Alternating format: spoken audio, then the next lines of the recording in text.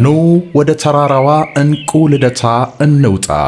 በየካ ተራራ ላይ ከቀበናና ቤላ መሃል የምትገኘው ከአዲስ አበባ ሰማይ ስር ያለ ሕዝቧን አብዝታ የምትባርከው ምስራቀ ምስራቃዊቷ የደብረ እንቁ ልደታ ለማርያም ቤተክርስቲያን እነሆ በአገር ውስጥና ባህር ማዶ ባላችሁ ውድ ልጆቿ ርብርብ ከዚህ ደርሳለች።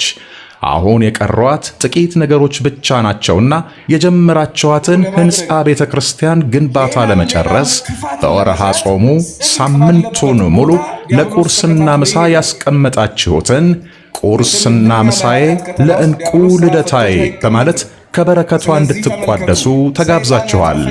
የቁርስና ምሳዬን ከሌሎችም የሰበሰብኩትን ለእንቁ ልደታ በንግድ ባንክ ሂሳብ ቁጥር 1017 75 02 832 አሃዱ ባንክ 00 80 74 54 10 901 እና ህብረት ባንክ 0101 የእንቁ ልደታን ሕንፃ ግንባታ በልዑል እግዚአብሔር ፈቃድ እንደጀመርነው እንፈጽመዋለን። በልደቷ እንቁ ልደታ ትገባለች ወደ ቤቷ። 850 የሐሰት ነቢያት የሐሰት ካህናት ሰብስቦ ጣዖት ሲያስመልክ የነበረው አክዓብ የሰማርያ ንጉሥ ነው።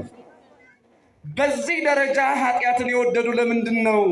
ከቤተ መቅደሱ ህዝቡን ያራቁት ለምንድን ነው ያላችሁ እንደሆነ አንድ ቀን በቤተ መቅደስ ተገናኝተው ኧረ አንድ መንግስት ይሻለናል፣ ኧረ መለያየት ይበቃናል ብለው ይመክራሉ ብሎ ጭራሽ በቤተ መንግስት በቤተ ክህነትም እንዳይገናኙ ያደረጋቸው፣ በሃይማኖት በፖለቲካም እንዲለያዩ ያደረጋቸው። ምን ይሄ ብቻ በውሃ ሁሉ አንድ ጉድጓድ እንዳይጠቀሙ ውሃውንም አብረው ዘረኛ እንዲሆን አድርገውታል። እና ወደ ሰማርያ ሊያልፍ ግድ ሆነበት አለ። አይሁዳውያን የፈለገውን ያህል ቢኖራቸው ወደ ገሊላ ለመሄድ ተመልከቱ።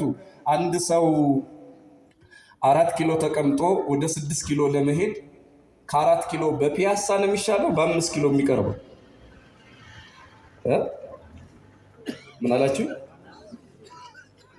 እንዴ? ግምት አይነ ስውር በግምት የሚያገኘው በዚያው ቀጥታ ነው አይደል?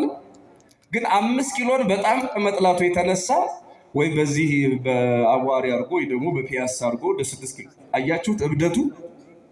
እንደዚህ ነበረ። ቀጥታ ወደ ገሊላ ለመሄድ ሰማርያን ነክቶ መሄድ ግድ ነው። ግን እስራኤል